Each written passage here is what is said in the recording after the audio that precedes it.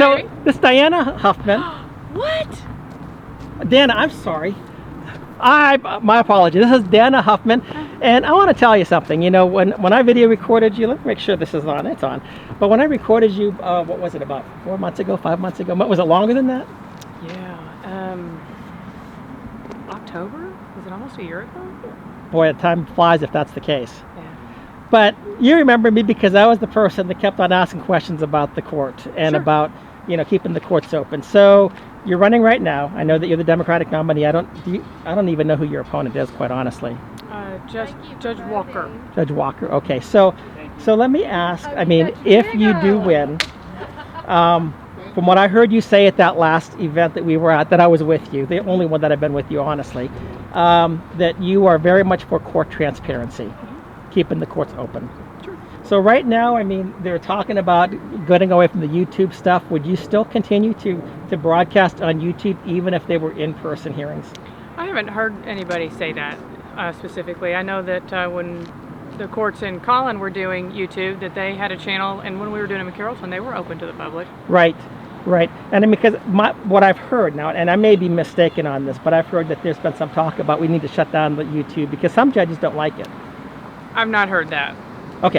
Specifically, because if your intent is to have an open courtroom, like if someone were in the building and they wanted to come into the court and have a seat, that's the equivalent of what the YouTube is to be open. So I've not heard talk of having online hearings, virtual hearings, but shutting them down. I've just not heard that. Okay, great. Well, like I said, you probably were surprised because I'm a Republican, I'm a conservative, but I've also been very fair. I don't think I was unfair at all, was I? No, not at all.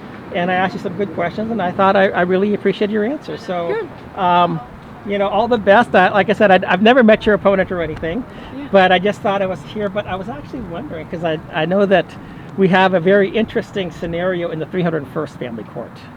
The write-in? The write-in. Yeah. Any comments about that?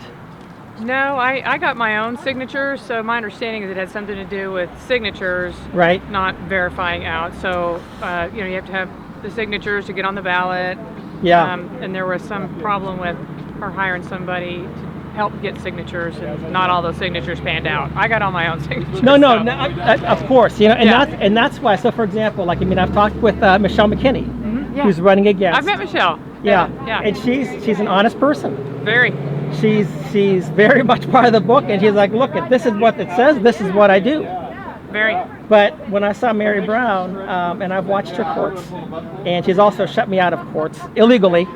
So that's why I appreciate the fact that you're going to keep an open court. She shut us out, and then she gave us 3 different contradictory messages. But I appreciate the fact that you have Michelle McKinney who's running, and Yeah, and I think there's someone else too. In there. Earl Jackson. Okay, so there's 3. Yeah, That's so right. Yeah. Earl Jackson is the Republican, and what I've been telling people, and this is just me, I've said, hey, if you're a Democrat, write in Michelle McKinney. If you're a Republican, write in Earl Jackson. Because I think it's very important that our judges are people that we can respect. And I mean, Mary Brown is under an ethical investigation right now. I know that because I filed the investigation. So now you get to meet me for that. That would put you in the know. Yeah. So you would probably expect that from me, though, wouldn't you? Yeah. Anyway, so listen, how are things looking for you right now? I don't know. It's down to it, and I block walked today for several hours, and I thought I could have like another hour and a half left here. I live just a minute this way. This is actually the church that I attend. So I thought, it's the last hour. I'll come stand there and hold my sign. Yeah. So any final message you want to give? Well, I appreciate everybody that's voting. You need to vote to be a part of the process. If everybody doesn't vote, then the process is broken. Right. So regardless whether you're going to vote Democrat, you're going to vote Republican, the process has to have participants for it to work. Yeah. So I appreciate anybody that comes out to vote. And I appreciate the candidates who actually follow the rules to get themselves on the ballot. Sure. And I think that I don't think that there should be a lot of this debate about that. But Dana, it's so good to see you again. Sorry I called you Diane at the beginning. That's okay. No.